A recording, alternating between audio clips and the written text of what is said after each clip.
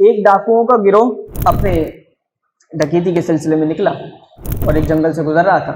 جنگل میں ایک جگہ رکے تو وہاں 3 درخت تھے، ایک خشک تھا اور 3 پھلدار تھے، کھجور کے درخت تھے. تو وہ ڈاکوؤں کا جو لیڈر تھا نا، ہیڈ، اس نے ایک بات نوٹس کر لی، اس نے کچھ نوٹ کر لیا.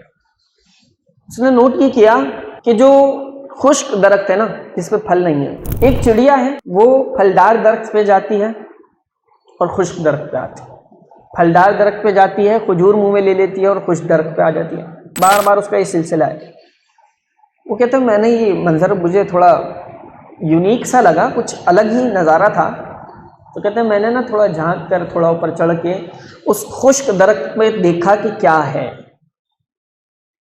تو کہہ رہے ہیں میں نے دیکھا تو وہاں پہ ایک نابینا سانپ تھا، اندھا، بلائنڈ نابینا سانپ، اور وہ منہ کھولے بیٹھا تھا اور چڑیا اس کے منہ میں کھجور لا لا کے ڈال رہی تھی.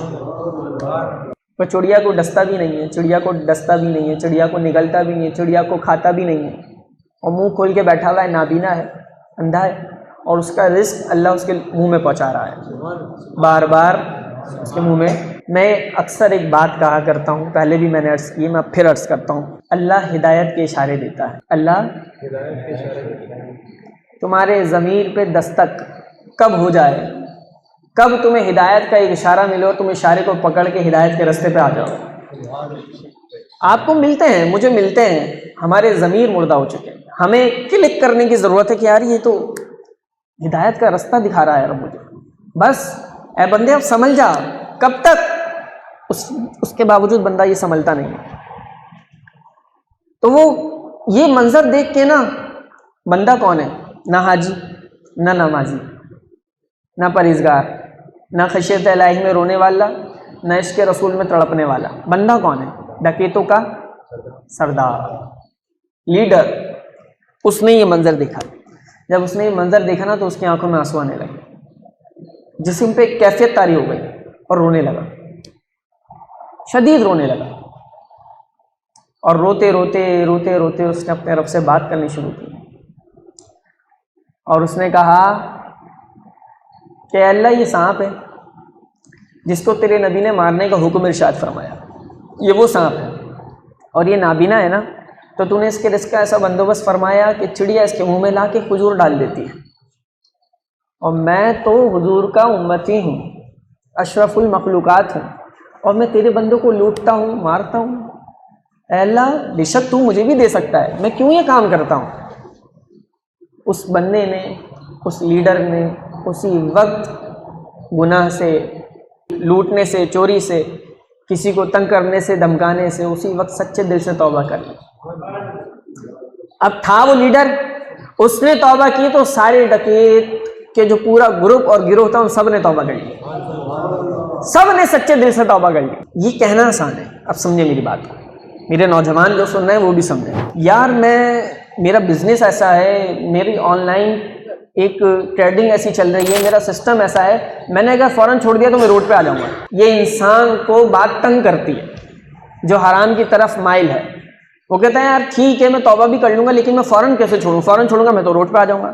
اگر تم اپنی زندگی میں حرام کما رہے ہو تو فوراً بھی دیر ہے، فوراً بھی، اس سے بھی پہلے ٹھوکر مارو. ایک دروازہ تم چھوڑو گے، رب 10 دروازے تمہارے لیے کھول دے گا.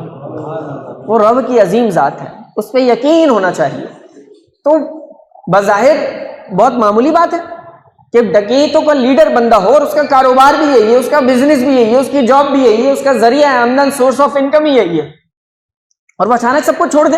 کھائے گا کہاں سے، پہنے گا کہاں سے، اڑے گا کہاں سے، زندگی کیسے گزارے گا؟ کچھ سوچا نہیں، بس وہ رب کے نام پہ اپنا سودا کر دیا تو بات ختم، اب نہیں لوٹنا کسی کو. اب یہ سب توبہ کرنے کے بعد پورا گروپ حج کے لیے سفر پہ روانہ ہو گئے. مسلسل 3 دن 3 راتیں حج کے سفر پہ جا رہے ہیں، روانہ ہوئے ہیں. ایک گاؤں میں پہنچے تو ایک گاؤں میں نابینا بڑھیا تھی.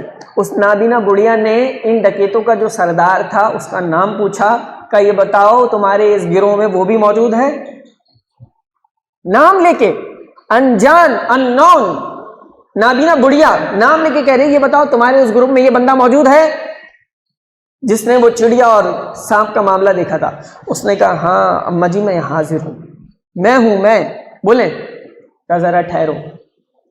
وہ نابینا بڑھیا اپنے گھر میں گئی اور کچھ کپڑے لے کر آ گئی اور کہنے لگی میرا انتہائی نیک صالح لڑکا تھا اور اس کا وصال ہو گیا کچھ دن پہلے، اور مسلسل 3 دن سے میرے خواب میں حضور علیہ السلام تشریف لائے اور نبی علیہ السلام نے تیرا نام لے کے ارشاد فرمایا کہ یہ کپڑے اس کو دینا ہے۔ تو نبی نے خواب میں آ کے تیرا نام لے کے فرمایا ہے یہ کپڑے اس کو دینا ہے، میرے نیک بیٹے کے کپڑے ہیں اس لیے میں تجھے دے رہی ہوں۔